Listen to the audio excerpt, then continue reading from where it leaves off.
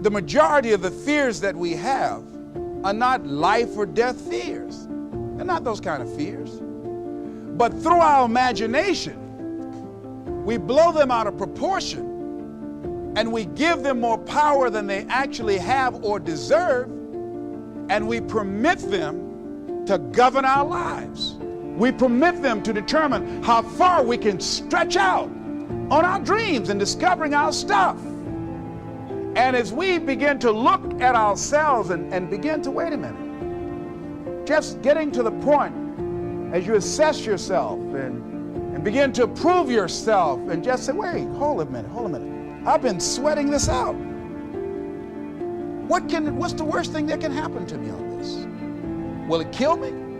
Will I die? Why am I going through all of these changes over this?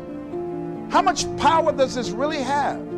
And am I the one that's feeding the power into it? See, a lot of times we allow ourselves to be fed and to be programmed into being afraid. I mean, you watch the news and read the newspaper, you'll be scared to come out the house. Am I right? You'd be afraid. So what kinds of things, what kinds of thoughts are you feeding your consciousness? What kind of things are you putting in your mind that will enable you to either move forward or to justify why you're staying where you are? So I remember when I ran for state representative in Columbus, Ohio, and I had a lot of people telling me, and you got to watch not only the conversation within, but the conversation without, telling me, Les, you can't possibly win. You can't do that. And I went down to the legislature and I saw myself. I knew what I wanted. I saw myself in the chair. I pointed out the chair that I wanted. I used to go and sit up in the galleries and watch the legislative process. I used to go to the committee meetings and listen to legislation being introduced. I learned how to write legislation, how to amend legislation.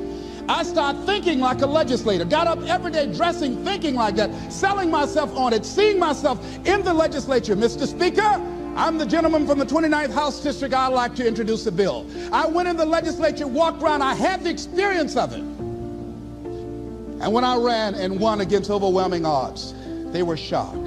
I won the election even before it was held because I was living it in my mind. You want to see yourself beyond your circumstances. You got a challenge, see yourself beyond your challenge. See yourself with the challenge already resolved.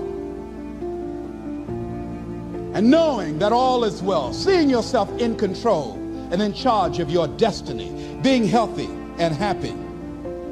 The next thing is, it is important in the area of motivating yourself, it's important to know why you're doing it. Because that mind will say, why bother? Why go through all this? This is too hard. No, throw in the towel. It's not worth it. Has it ever said that to you before? Here's how you can handle that. Here's how you override that. Write down 5 reasons why you deserve it. Why do you deserve what you want? Why you? Why do you deserve it? What meaning and value will it bring to your life? What's so different about you that you deserve your goal or this goal? And when you write down those 5 reasons, when you have some down moments, and you're going to have them, when that conversation starts talking to you, and it's going to talk to you, what you will do is you can pull that out and read it, and it will build you up. It will be your rod and your staff to comfort you through some challenging moments, because you're going to have some. Life will knock you between the eyes. It will catch you on the blind side, come out of nowhere, stuff you can't anticipate that will knock the wind out of you. You want to give up. That's why it's important for you to work on yourself, listening to tapes, building yourself up, talking to yourself with power, feeling, and conviction, building yourself up day in and day out, because it's coming. I guarantee you, life is just waiting. Oh, he's doing good now, huh? Very good. I remember I had an experience. I was pursuing my dream. And that's why you have to work on yourself. You don't know what's going to happen.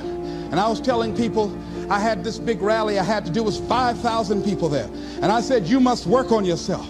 If you want a larger vision, you've got to empower yourself continuously, because life will catch you on the blind side.